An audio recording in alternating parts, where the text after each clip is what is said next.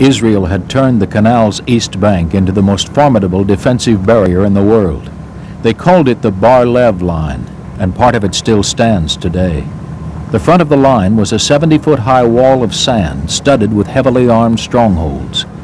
Even if an Egyptian force managed to cross the canal through heavy gunfire, the IDF calculated that it would take them hours to blast holes through the sand wall, giving Israel ample time to send reinforcements to the front. Clearly, attacking the Bar-Lev line was suicide, but on October 6, 1973, Egypt launched just such an attack. It was a great night. The evening, about after midnight with 30 minutes, we met all the commanders, shook hands, kissed each other, and we gave a holy swear that we will do all our best to win, because we have no choice. We have to win or to die, nothing else.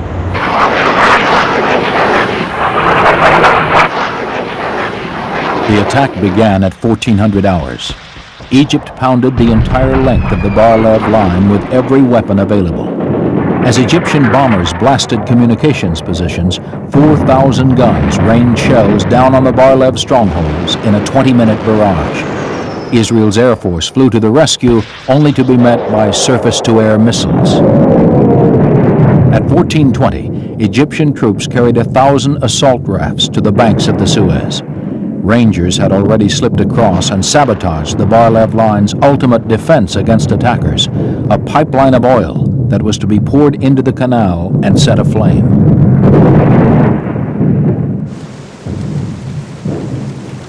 The first wave of attackers carried anti-tank weapons, bridge-laying equipment, and high-pressure water pumps. The water pumps were the ingenious solution to the problem of the 70-foot sand barrier.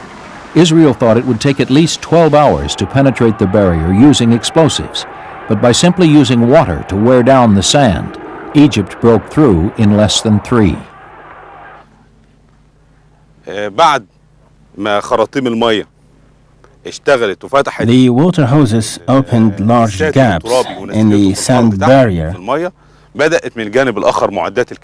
Then some of our forces unfolded bridges into the water and took them from the west side to the east side in order to connect them with the bridgehead that was just opened. Then bulldozers proceeded to flatten a road so the rest of our forces could cross from the bridges.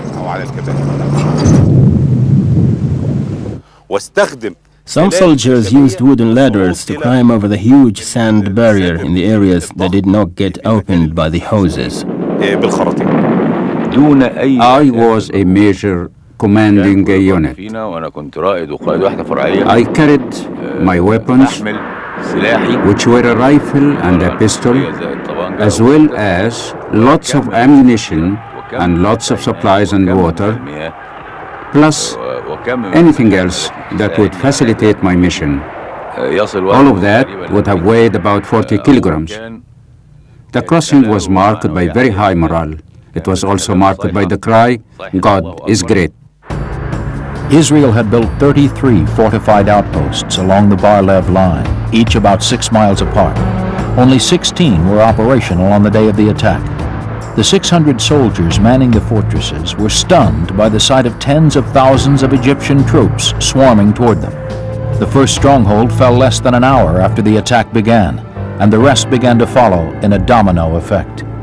For the IDF, it was almost inconceivable. Arab soldiers, never considered worthy opponents, had taken them by surprise. When you are ready for war and all the arrangements are finished, you will feel like students who finished all his studies and ready for the exam next day. It has been for us a great pleasure to share in that war, because we know exactly who are the Israeli troops and who are the Israeli commanders. We have been looking to them from the war of '67 in front of us till the day of the 6th of October. We know their capacity, we know what they can do, and we know what we can do, and that land was ours. Israel's second-line units, posted some 10 miles behind the Bar-Lev line, went into action. Tanks were sent to the front without infantry or air support, breaking one of the cardinal rules of armored warfare. They paid the price. Charging IDF tanks were ambushed by Egyptian soldiers carrying wire-guided Sagar missiles and handheld RPG-7s. IDF losses were heavy. A crucial advance in technology had given Egyptian foot soldiers the edge over the IDF Armored Corps, which was far better at fighting other tanks than men lying in ambush.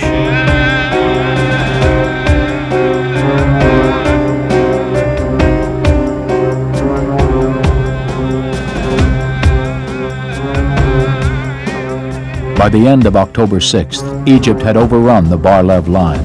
14 Israeli strongholds had been captured.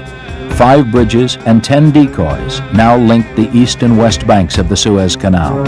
5 infantry divisions, roughly 80,000 men, had crossed over to the Sinai, with 208 killed, a death toll much lower than the Egyptians had expected.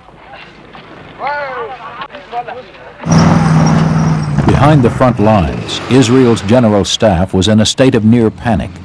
Reserve units were being hastily mustered together, and battalions in the rear were rushed to the front. Many senior commanders refused to accept the severity of the situation. They simply could not believe that Egypt was capable of launching a successful attack. The men who went to the front discovered the truth. The worst thing I experienced was our division's deputy commander telling me, "Asaf Yaguri, your battalion is the first battalion to reach the canal out of the reserve battalions. Today, we have got 4 working tanks between the Suez Canal and Tel Aviv. This means that on the northern axis, there are no armored forces but yours." Then, I met a group of 4 armored men standing in tank hatches, blackened by soot, embarrassed and beaten. And what they said to me was, "We are refugees from the strongholds. God save your souls in the hell you are going to."